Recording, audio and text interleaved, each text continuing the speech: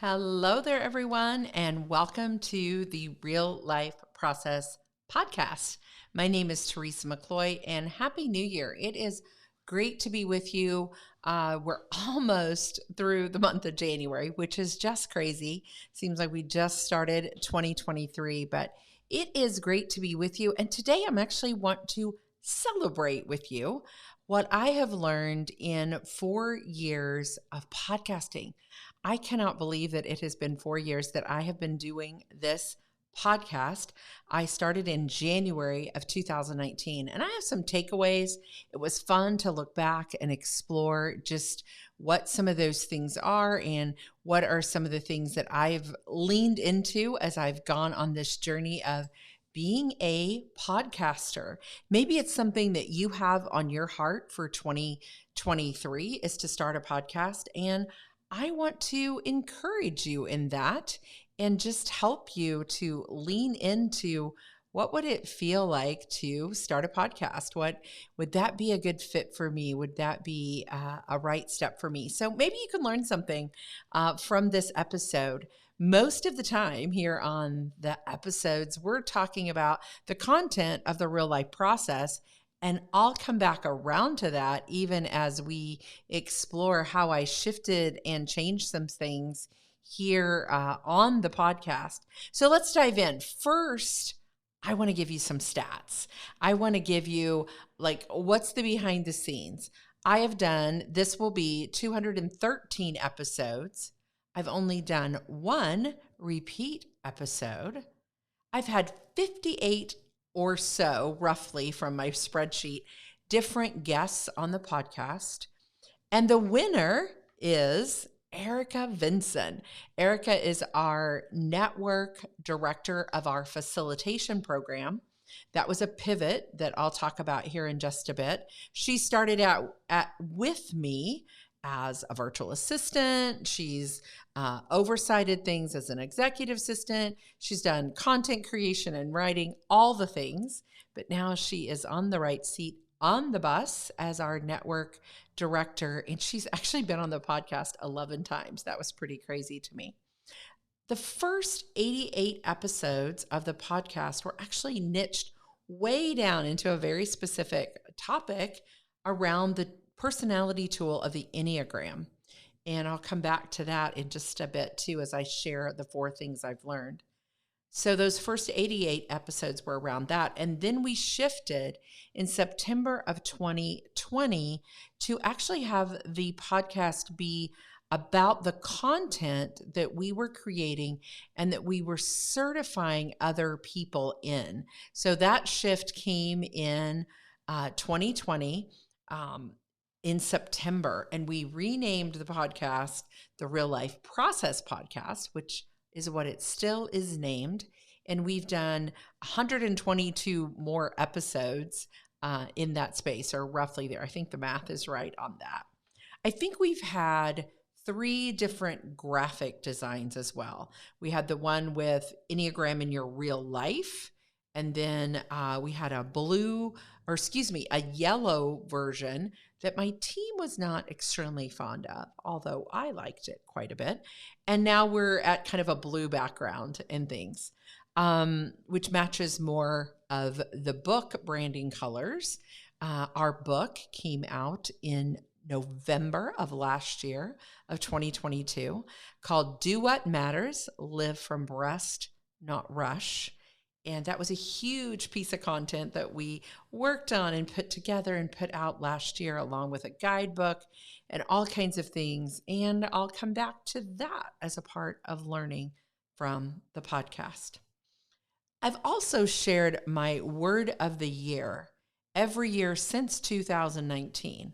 So over the last 4 years, I've shared my word every year, and I will do that again next week on the podcast. So listen in, because I'm going to be sharing my word, why I chose it on the YouTube channel that we now have. I'll share the graphic of that and how I kind of work through that process of coming to my word of the year. I actually shared how to do that in some previous episodes just a while back, but I want to share with you what my particular word for the year is. Something I'm super proud of, and it doesn't sound like huge numbers because there's some big podcasters out there, but is that we have had over 120,000 downloads. Now we average around anywhere from 400 to 500 downloads a week. So when somebody comes on and they binge listen to the podcast, they find us for the first time, all those downloads add up in a week. One thing I often say to someone thinking about doing a podcast is this: if you could stand in front of an audience of your ideal people, or 80% of them are your ideal clients that you'd want to work with, or people that you want to share a message to or information to, and you could stand in front of a room of 100 people every single week, and they become your raving fans and they love you and you love them, would you do it? And most people will say, absolutely, sign me up. Well, that's what podcasting can be. I don't have huge numbers, but I've been consistent for 4 years. So I do have raving fans. I do have people that listen each and every week. So I want to talk about now those 4 things that I've learned in the past 4 years. And that's the first one I've learned. It's not about the numbers. So I remember in 2019 sitting in my living room with my husband and my daughter on the day we launched the podcast and going into the service that we use, which we happen to use Libsyn, and waiting for those first download numbers to come in. Oh, 25 people have downloaded. Oh, 30 people, 40 people. And I remember hitting 100 downloads that week. And I thought life was just the greatest thing ever. And it was. And I would watch my numbers each and every week that first year. And we still track download episodes. In fact, one of our projects here at the Real Life Process in this quarter is to work on our podcast and do some new things with it and some upgrades and really, give it a new look, maybe a new name. I don't know for sure what we'll discover. But I can remember being so absorbed by the podcast and just the numbers that we were taking in. And I want to be honest with you to say, I rarely look at the numbers anymore because it's not about that for me anymore. It's about giving you good content and, to be honest, a great conversation. Just something that you'd want to listen to on your drive, that you think that you and I are connected by this medium of podcasting. Not that you think, that you know that we are connected, because we are. I think about you as a listener. I picture you in my mind when I'm recording, because I've talked to enough of you to know, whether it be through our community online on Facebook, whether it be through emails that you've sent me, and I love to get those, by the way.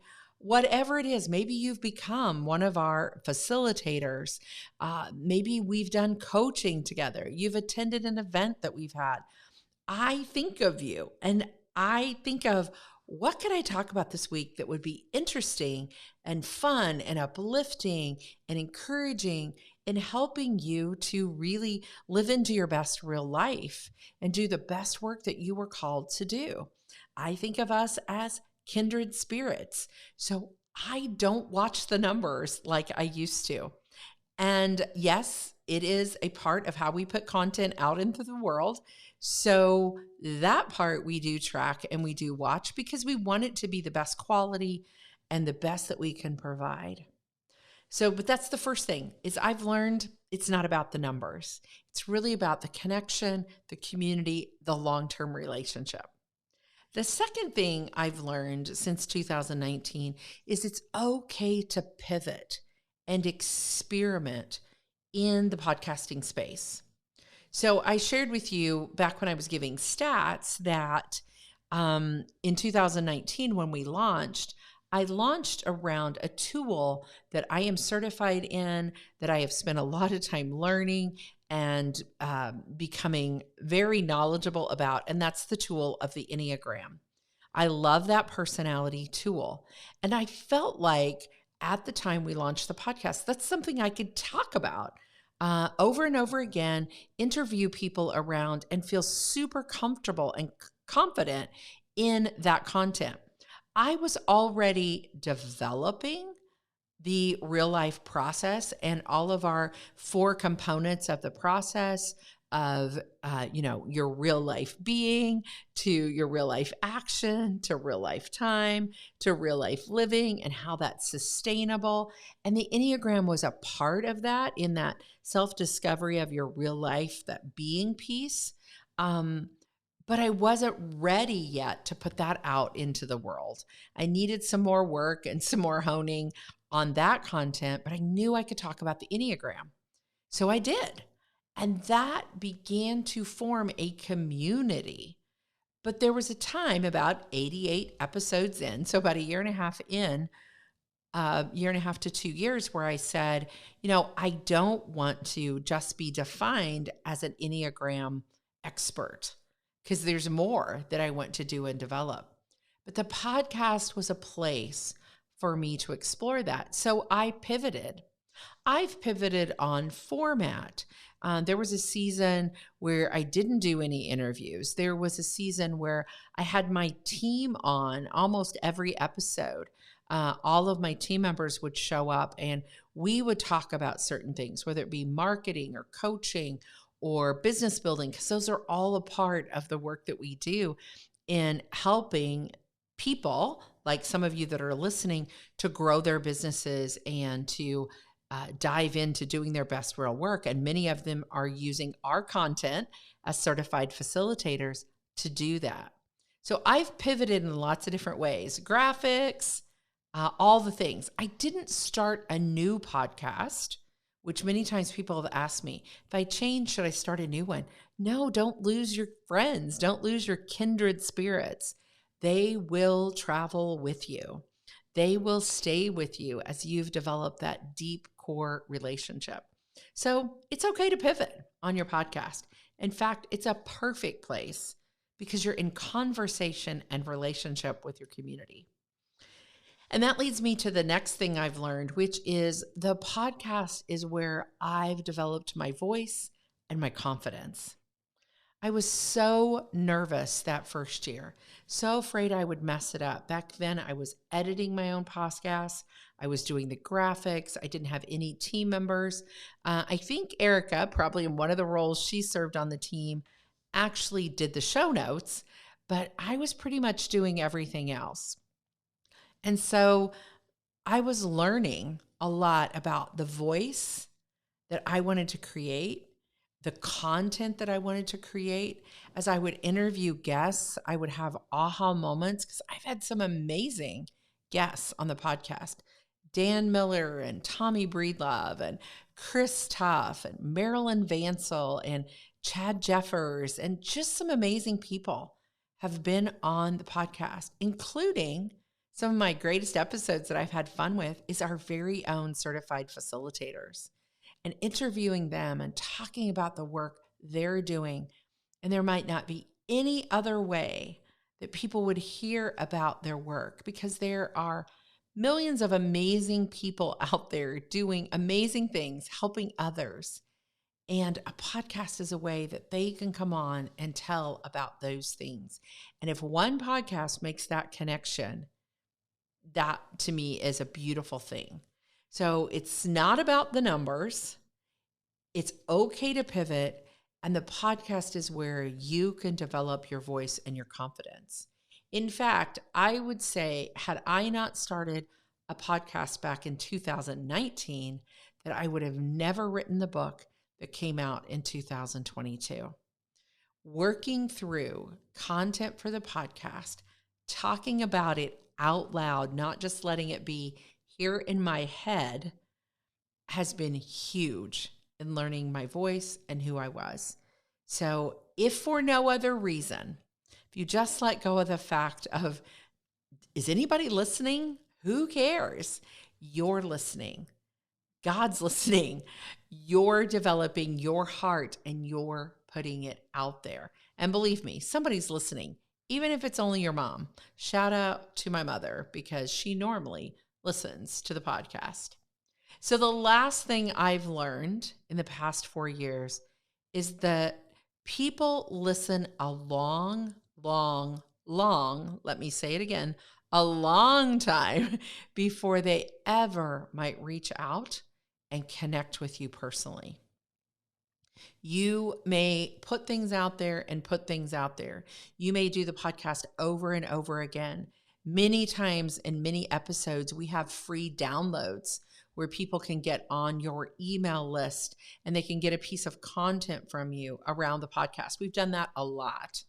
And those are ways that they start to connect with you now on your list, not just on the podcast as a listener. But they still may not reach out to you. They may not join your Facebook community because the timing may just not be right yet. The confidence, the ability to ask a question. So continue with what you're doing. Play the long game if you're thinking about doing a podcast. Play the long game. I didn't look up the percentages, but I was at a conference last fall where a large podcast production company was there, and they gave astounding percentages of podcasts that stop within the first month or two. And the smallest percentage play the long game and do more than a year or 2 years or 3 years or 4 years. So encouraging to me to know that I was in that little bitty 1-2% of podcasters who's done something for this long and put out content week after week. And I now see the fruits of my labor so many times. I will have somebody that applies to be one of our certified facilitators, and they will say, well, I've listened to your podcast now for 6 months or a year or since the beginning, or I heard you on another podcast and I found you here on your podcast and I've been listening ever since. So play the long game for the voice that you want to have, for the audience that you want to create, for the content that you want to create.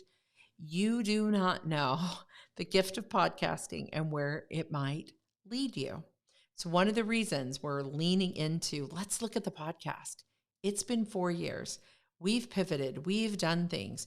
We now have a book and a guidebook and tools and assessments. We have a needs and values assessment. We have an Enneagram assessment. We have coaching that you can do with myself or our coaches and facilitators. We have a certification program where you can take the content that we have, both in written form and in worksheet form, and we'll train you, we'll help you develop that ability to work with others in the work that you're already doing. A great tool of our content that can come alongside your heart's desire.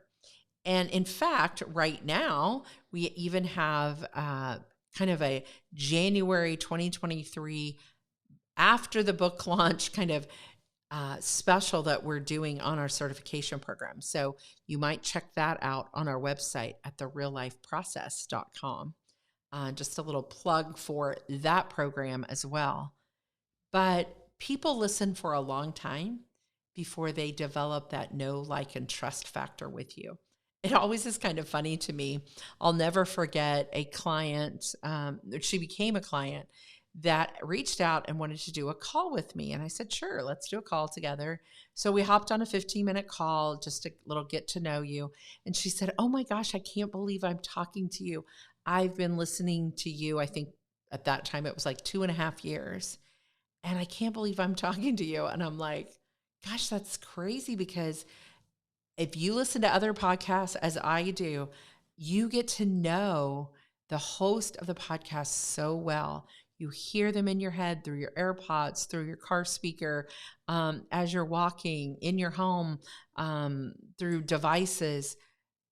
And just knowing that you would trust me enough to allow me to spend 20 to 30 minutes with you each and every week. You could do so many other things, but you allow me to come into your brain and speak and become friends.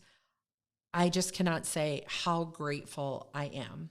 And even doing this episode has re energized me to think, wow, going back in my story, going back in my journey, it all belongs, it's all a part of the growth, of the business building, of the desire to lean into the work that God has called me to do.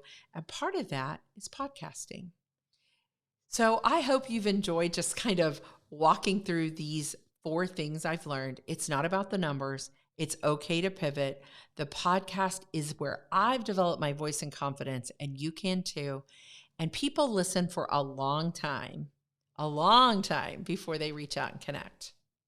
So if you'd like to connect with us to talk about starting your own podcast, or how do you become certified in our process, what is the content that we put out there in the world, reach out to us. You can go to the reallifeprocess.com. We spell real life with one L, all one word, the reallifeprocess.com.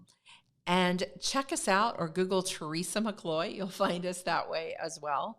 And check us out. Check out our book, the content that we have, and see if we can help you grow into the work that you want to do in the world and the work that you're called to do. This has been such a fun moment for me. I really just want to say that from my heart, to look back and say, wow, look at the journey that we've come on. What a great moment. And you know, if you've listened to the podcast for very long, that I always close out, and I believe it in my heart to this day, that every ordinary day, the ones you think are the most normal and ordinary or even boring, every one of those ordinary days has an extraordinary moment. You just have to look for them. So thank you from the bottom of my heart. If you're a first-time listener, you've been with us for a while, or you've been with us for 4 years, I'd love to hear from you. Either way, let's connect. And I hope you'll be back next week for more from the Real Life Process podcast.